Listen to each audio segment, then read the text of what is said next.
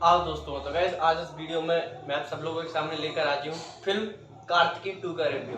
तो गाइस अब आप सोचे होंगे कि यार ये मूवी तो रिलीज हुई है सैटरडे को, यानी कि आज से 2 दिन पहले, तो ये भाई साहब 2 दिन बाद इतना लेट इसका रिव्यू लेकर क्यों हाजिर है। तो गाइस मैं बता दूं कि वर्कलोड की वजह से 2 दिन जो है मैं इस मूवी को नहीं देख पाया, क्योंकि मेरे शहर में इस मूवी के सिर्फ एक शो ही लगा हुआ था कल तक, वो भी दोपहर 2 बजे का। इस चक्कर में मैं नहीं देख पाया। आज भला हो इस 15 अगस्त का, जिसकी वजह से मुझे ये फिल्म देखने के लिए मिल गई और आज इसके एक शो भी इंक्रीज हो गया है। तो चलिए बिना वक्त जाया करते हुए जल्दी से शुरू करते हैं। तो गाइस सबसे पहले तो सभी देशवासियों को 15 अगस्त की और हमारे इस आज़ादी के अमृत महोत्सव की ढेर सारी शुभकामनाएं। तो गाइस देखो, मैंने फिल्म देख ली है कार्तिकेय 2। मैं आप लोगों को बता दूं कि एक पैन इंडिया मूवी है जिसका प्रमोशन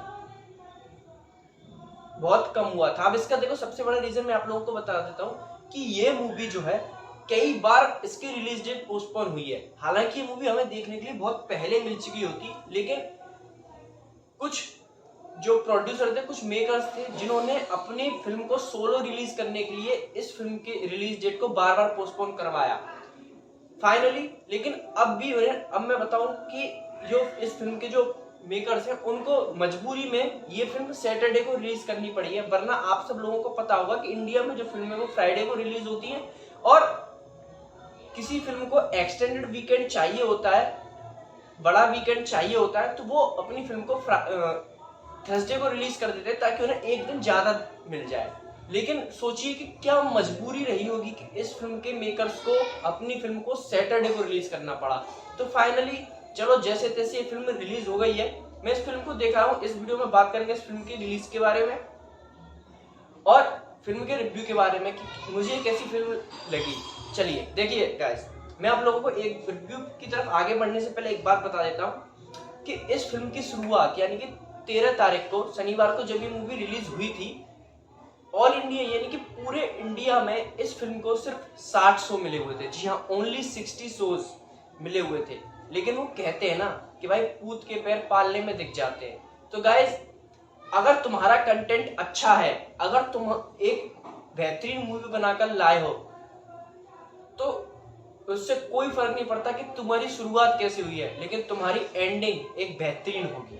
और यही इस फिल्म के साथ हो रहा है। यानी कि सैटरडे को जिस फिल्म के शो सिर्फ 60 थे, आज यानी कि 15 अगस्त के दिन ऑल इंडिया में इस मूवी के जो शो है वो 450 शो हो चुके हैं। जी हाँ, 450 से ज्यादा शोज में ये फिल्म आज चली है। मतलब आज से 2 दिन पहले इस फिल्म के 60 शो थे और आज 450। और यकीन मानो कि इस हफ्ते के लास्ट तक, खत्म होते तक, इस फिल्म के शो आपको 800 और 1000 तक भी अगर पहुंच जाए तो कोई भी आश्चर्य की बात नहीं होगी, क्योंकि जिसने इस फिल्म को देखा है उसको पता होगा कि ये फिल्म किस लेवल का डिजर्व करती है।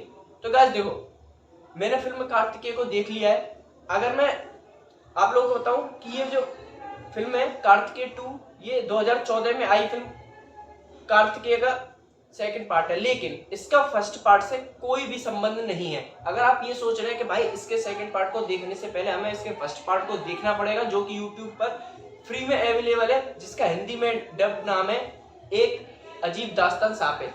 तो गाइस देखो,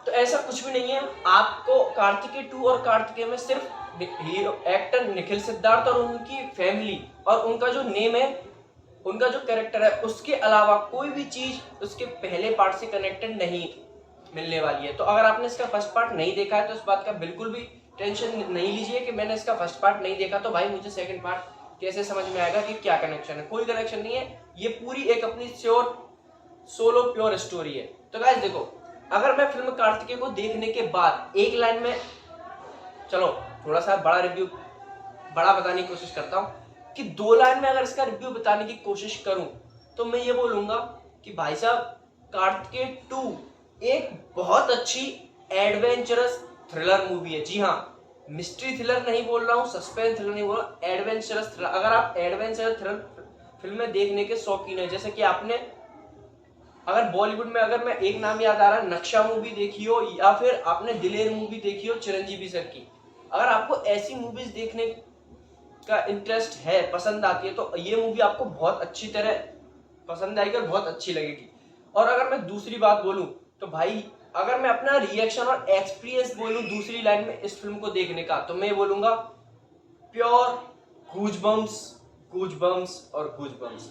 अब देखो गाइस, ये जो फिल्म है, इस फिल्म में माइथोलॉजी और हिस्ट्री और साइंस, इन तीनों का एक ब्लेंड देखने के लिए मिलता है। इस फिल्म में दिखाया गया है कि जो श्री कृष्ण है, उनकी जो माइथोलॉजी है, उनके जो लेसन्स है, उनकी जो हिस्ट्री है, उनको आज के जो साइंस के हिसाब से जोड़कर इस फिल्म को प्रेजेंट किया गया है। और गाइस, इसको दर्शाने के लिए जो जब फिल्म स्टार्ट होती है उसमें हमें एक एनिमेशन विजुअल्स देखने के लिए मिलते हैं, जहां उन एनिमेशंस के थ्रू वो जो कृष्ण की जो हिस्ट्री है, जो श्री कृष्ण की हिस्ट्री है, उसको दिखाया जाता है। तो गाइस, इस फिल्म में जहां जहां श्री कृष्ण रिलेटेड हिस्ट्री देखने के लिए मिलेगी, वहां उन्हें एनिमेशंस के थ्रू ही दिखाया गया है। उसके बाद ये फिल्म धीरे धीरे अपने जो थीम है, जो मुद्दे हैं, उस पर आती है। और गाइस, मैं अगर आप लोगों को बताऊं तो इस फिल्म का, अगर मैं पॉजिटिव पॉइंट की बात करूं तो गाइस, इस फिल्म का सबसे पहला पॉजिटिव पॉइंट है, देखो ये जो फिल्म है, ये कोई इतने हाई फाई बजट के साथ नहीं बनी हुई कि भाई इसका बजट बहुत हाई फाई है। मैं आप लोगों को तो शायद, जहां तक मुझे पता चला, ये फिल्म 20 करोड़ के अप्रोक्स में जो है बनी हुई है, 20 करोड़ में इसका बजट था। तो गाइस सोचिए कि 20 करोड़ का बजट क्या होता है। 20 करोड़ के बजट में वीएफएक्स से लेकर सारी चीजें, पूरी फिल्म तैयार करनी पड़ती है। तो भाई साहब, मैं ये बताना चाहता हूं कि 20 करोड़ के बजट को लेते हुए जो फिल्म में हमें विजुअल्स देखने के लिए मिलते हैं, जो फिल्म में हमें सिनेमेटोग्राफी देखने के लिए मिलती है, जो फिल्म में हमें बीएफएक्स वर्क देखने के लिए मिलता है, जो फिल्म में हमें लोकेशंस देखने के लिए मिलती है, चाहे वो इंडिया की हो, चाहे वो ग्रीस की हो, कहीं की भी हो, वो भाई साहब इतनी बेहतरीन नजर आती हैं कि यार 20 करोड़ के बजट में ना बहुत सेटिस्फाइंग और बहुत अच्छी चीजें देखने के लिए मिलती है हमें। मतलब अगर किसी को बजट ना पता हो ना, तो कोई ये नहीं कह सकता कि भाई ये फिल्म इतने एक लिमिटेड बजट में बनी हुई फिल्म है। हाँ देखो, कुछ कमियां हैं फिल्म में, उसके बारे में आगे बात करूंगा, लेकिन पहले बात कर लेते हैं फिल्म के पॉजिटिव पॉइंट्स के बारे में। तो जैसा कि मैंने बताया कि फिल्म की सिनेमेटोग्राफी भाई बेहतरीन, जिस तरह से सिनेमेटोग्राफर ने कैमरे से लोकेशंस को खूबसूरती से शूट किया है ना, कैप्चर किया है, भाई साहब देखने लायक। चाहे वो पहाड़ की लोकेशंस हो, चाहे वो डेजर्ट की लोकेशंस हो, चाहे वो नदियों की लोकेशंस हो, चाहे वो नॉर्मल किसी सिटी की या घाट वगैरह जो होते हैं उनकी लोकेशंस हो, बेहतरीन तरीके से उन्हें कैप्चर किया गया है। दूसरी बात करूं फिल्म के स्क्रीन प्ले की, तो भाई साहब देखो, स्क्रीन प्ले जो है फिल्म का एकदम ऐसे भगने वाला है, पेसी स्क्रीन प्ले। और उस पेसी स्क्रीन प्ले के साथ साथ जो इसका जो बैकग्राउंड म्यूजिक दिया है, देखो इसका जो बैकग्राउंड म्यूजिक है वो इस फिल्म में एक प्लस पॉइंट का काम करता है। मतलब बहुत सारे सीन्स ऐसे हैं जहां जो बैकग्राउंड म्यूजिक है वो उस सीन को बहुत ज्यादा एंगेजिंग, बहुत ज्यादा थ्रिलिंग और बहुत ज्यादा इंटेंस बना देता है। मतलब अगर मैं ये बोलूं कि इस फिल्म का जो बैकग्राउंड म्यूजिक है ना, वो एक अब तक मोस्टली जितनी भी फिल्म आई है, रिसेंट आई हुई कुछ मूवीज में सबसे यूनिक और सबसे हटकर और सबसे बेहतरीन बैकग्राउंड म्यूजिक नजर आता है। काफी सारे सीन्स ऐसे हैं जिन्हें सिर्फ बैकग्राउंड म्यूजिक की वजह से ही इतना एलिवेट कर दिया जाता है कि भाई साहब उस सीन में ना कोई डायलॉग होने की वजह से, वो सिर्फ उस बैकग्राउंड म्यूजिक की वजह से वो जो सीन है वो काफी थ्रिलिंग नजर आते हैं। और अगर कोई सीन ऐसा है जिसमें डायलॉग्स भी एक नेक्स्ट लेवल के हैं और उसके साथ साथ बैकग्राउंड म्यूजिक में, तो भाई साहब वो जो सीन है ना, मैं आपको लिख कर दे सकता हूं कि वो सीन आपको बिना गूज़बम्प दिए रहेगा नहीं।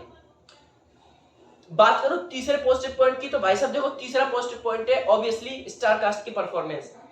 लीड एक्टर निखिल सिद्धार्थ हो, एक्ट्रेस अनुपमा परमेश्वरन हो, चाहे इसमें हमें अनुपम खेर भी देखने के लिए मिलते हैं। जी हाँ, इसमें हमें अनुपम खेर 5 मिनट के कैमियो रोल में देखने के लिए मिलते हैं। लेकिन यकीन मानो, अगर मैं ये बोलूं ना कि फिल्म का सबसे बड़ा पॉजिटिव पॉइंट अगर कोई है तो वो है अनुपम खेर का 5 मिनट का कैमियो। क्योंकि भाई साहब उस 5 मिनट के कैमियो में अनुपम खेर ने पूरी फिल्म को खा डाला भाई साहब। जी हाँ, जी हाँ, जी हाँ। देखो, अब मैं बताता हूं कि ऐसा मैं क्यों कह रहा हूं। देखो, इस फिल्म में बहुत सारे सीन्स ऐसे हैं जो आपको टाइम टू टाइम गूज़बम्प्स देंगे, खासकर वो सारे सीन्स जिनमें जो श्री कृष्ण की हिस्ट्री है, जो उनका रेफरेंस है, जो उनकी माइथोलॉजी है, जो उनके लेसन्स है, उनको यानी कि श्री कृष्ण के जितने भी सीन्स हैं उनको जब दिखाया जाता है तो सारे एनिमेटेड वो सीन दिखाया, तो जब जब वो सीन्स आएंगे तो वो आपको गूजबम्स देने वाले हैं। लेकिन जब एक सीन जब अनुपम खेर का आता है जहां वो श्री कृष्ण के कैरेक्टर को, श्री कृष्ण को डिस्क्राइब करते हैं अपने एक मोनोलॉग के द्वारा, तो यकीन मानो भाई साहब कि मैं आपको इतना यकीन दिलाता हूं कि वो सीन आपको पूरी तरह गूज बम्स देने वाला है। उसमें श्री कृष्ण की जो जो कैरेक्टरिस्टिक्स बताई गई है ना, सच में आपको मतलब एक प्राउड फील करवाएंगी, और इसके साथ एट द सेम टाइम आपके रोंगटे भी खड़े होंगे उन चीजों को सुनने के बाद। बात करूं तो भाई वो जो स्पेशल सीन है, मैं देखना आगे आने वाले टाइम में वो सीन्स आपको बहुत वायरल होता हुआ नजर आने वाला है।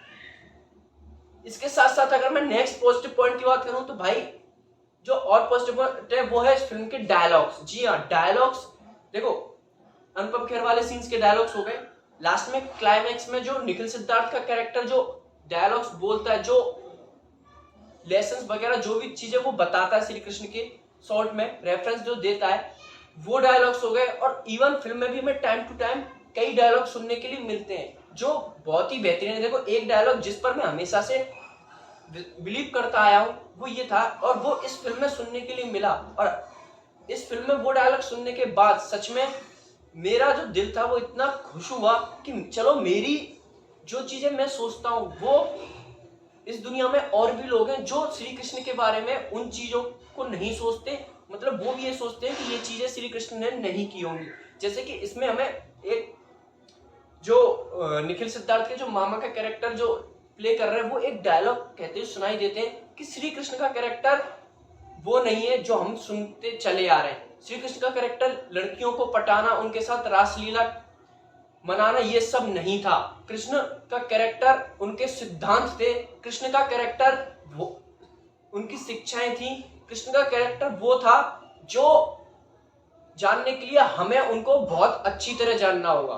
तो गाइस मेरा भी यही मानना है कि जो भी कृष्ण के बारे में हमें बताया गया था ना कि उन्होंने ये सब किया, वो रासलीला की, उन्होंने गोपियों के साथ ये सब, वो सब मैं नहीं मानता। खैर ये अलग टॉपिक है, इसके बारे में हमारे चैनल पर बात नहीं की जाए तो ही अच्छा है, वरना लोग मेरा भी बॉयकॉट चालू कर देंगे क्योंकि मैंने कृष्ण के बारे में ऐसा बोल दिया। खैर इसको साइड में रखते हैं, अब आते हैं अपने रिव्यू पे। तो गाइज ये हुई पॉजिटिव पॉइंट्स की बात। अब मैं अगर नेगेटिव पॉइंट पर आऊं तो गाइज मैं बोलूंगा, देखो फिल्म का जो नेगेटिव पॉइंट है, पहला नेगेटिव पॉइंट तो मुझे ये नजर आया कि फिल्म का जो फर्स्ट हाफ है वो एक एवरेज फर्स्ट हाफ नजर आता है। क्योंकि देखो फिल्म फर्स्ट हाफ में मुद्दे पर आने से पहले, मुद्दे पर आते आते बहुत वक्त ले जाती है। अगर मैं बोलूं, देखो एक तो फर्स्ट हाफ जो है छोटा है, 1 घंटे के अंदर इसका फर्स्ट हाफ हो जाता है, इंटरवल आ जाता है, और उससे कुछ देर पहले ही फिल्म जो है मुद्दे पर आने लगती है और तभी जो है इंटरवल हो जाता है।